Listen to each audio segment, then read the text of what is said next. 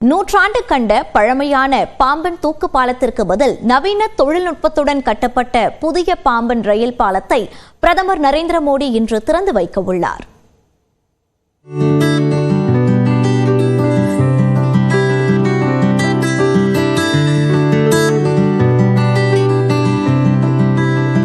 ₹535 கோடி மதிப்பில் நவீன தொழில்நுட்பத்தோடு கட்டப்பட்டு இன்று திறப்பு விழா காணவுள்ள புதிய பாம்பன் பாலம் மூவர்ண ஒளியில் ஜொலித்த கண்கவர் காட்சிதான் இது.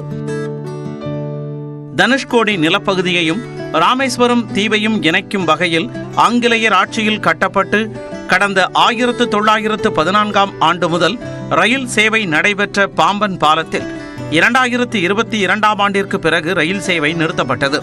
தற்போது நவீன தொழில்நுட்பங்களோடு கட்டப்பட்டுள்ள புதிய பாம்பன் பாலத்தை பிரதமர் நரேந்திர மோடி இன்று திறந்து வைக்க உள்ளார்.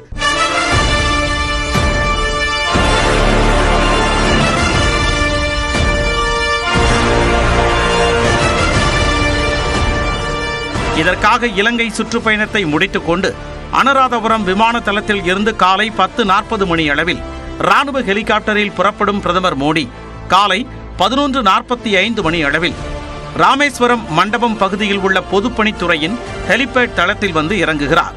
தொடர்ந்து நண்பகல் 12 மணி அளவில் இந்தியாவின் முதல் செங்குத்து தூக்கு பாலத்துடன் கூடிய புதிய பாம்பன் பாலத்தை நாட்டிற்கு அர்ப்பணித்து ராமேஸ்வரம் தாம்பரம் இடையேயான முதல் ரயில் சேவையையும் பிரதமர் நரேந்திர மோடி தொடங்கி வைக்க உள்ளார்.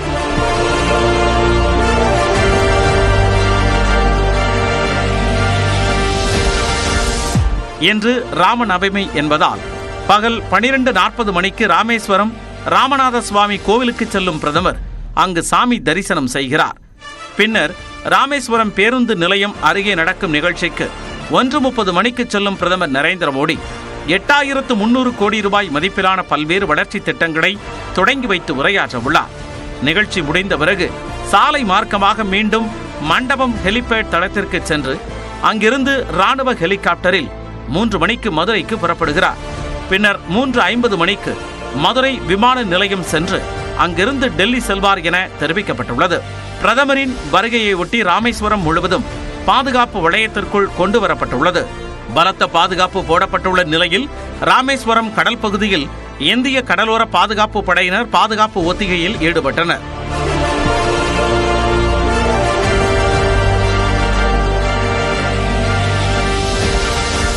இதனிடையே பிரதமர் சாமி தரிசனம் செய்யவுள்ள ராமநாத சுவாமி கோவிலில் காலை 8 மணி முதல் நண்பகல் 1 மணி வரை பக்தர்கள் கோவிலில் தரிசனம் செய்யவும் கடலில் நீராடவும் தடை விதிக்கப்பட்டுள்ளது. ராமேஸ்வரம், பாம்பன், மண்டபம் உள்ளிட்ட இடங்களில் இருந்து நாளை வரை மீனவர்கள் கடலுக்கு மீன்பிடிக்க படகுகளில் செல்லவும் தடை விதிக்கப்பட்டுள்ளது.